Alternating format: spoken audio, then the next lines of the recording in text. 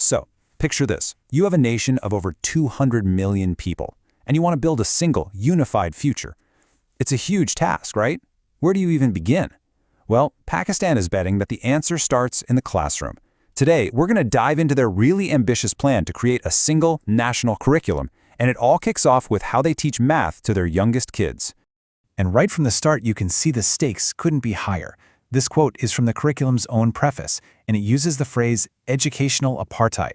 Wow, that's a powerful way of saying that for decades, the school a child went to in Pakistan basically decided their future.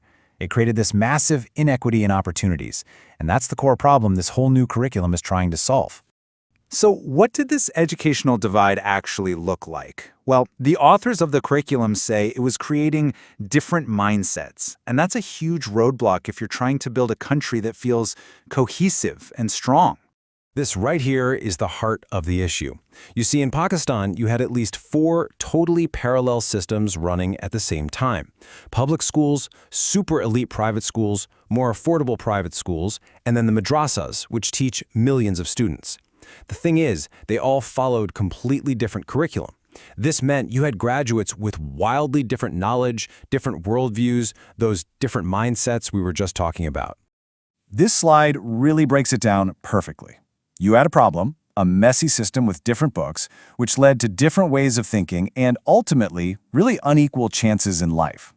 The goal of this single national curriculum, or the SNC, is to flip that script entirely. The idea is to have one curriculum that helps build national unity and gives every single kid a fair shot. Okay, so we've laid out the problem. Now, let's dig into the solution they've come up with. And believe me, it is a massive undertaking, called the Single National Curriculum.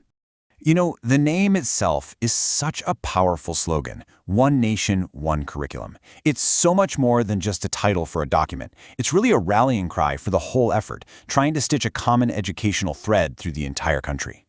And this curriculum wasn't just created in a vacuum. You can really see the incredible balancing act they had to pull off here.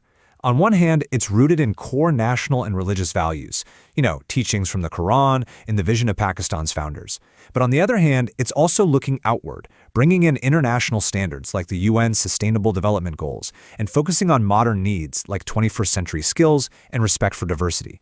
So that's the grand vision.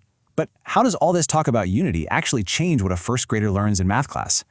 Let's zoom in and look at the specifics of the new mathematics curriculum for grades 1 through 5. This really is the key question, isn't it? What are they actually trying to achieve here? What does a successful math student even look like under this brand new system? The answer is a pretty big shift in thinking. The new goals are all about moving away from just memorizing facts, from that old school rote learning. The focus now is on developing logical and critical thinking, connecting math problems to real life, and, I love this part, actually getting kids to appreciate and maybe even enjoy math. They're not just trying to create human calculators, they're trying to create problem solvers. Okay, so how do you organize this whole new approach?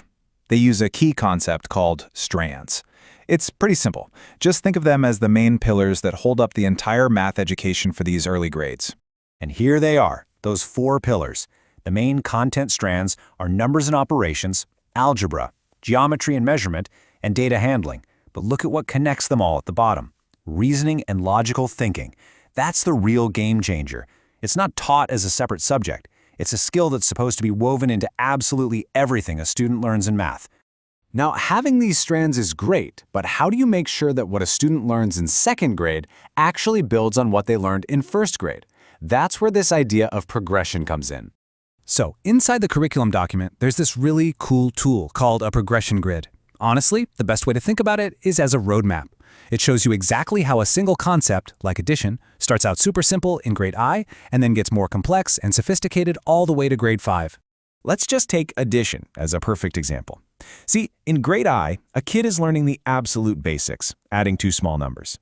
Fast forward to grade 3, and now they're tackling 4-digit numbers and carrying. By grade 5, it's 6-digit numbers.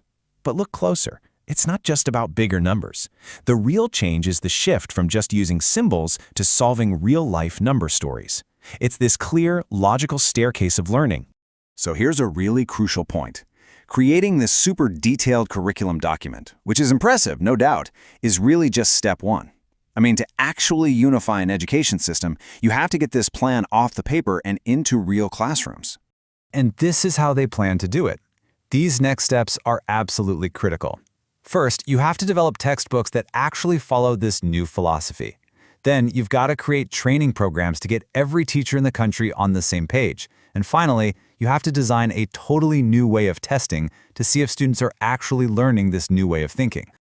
At the end of the day, all of these steps, the curriculum, the books, the teacher training, it's all driving towards one single goal, which they state right here. It's about delivering an education that isn't just the same for everyone, but one that is qualitatively superior and relevant to the children's lives. So this all leaves us with one massive final question. Pakistan is making a huge bet that a unified curriculum can help heal some deep social divides and build a fairer future. The ambition is just enormous, and it really all boils down to this. Can a single textbook truly change a nation?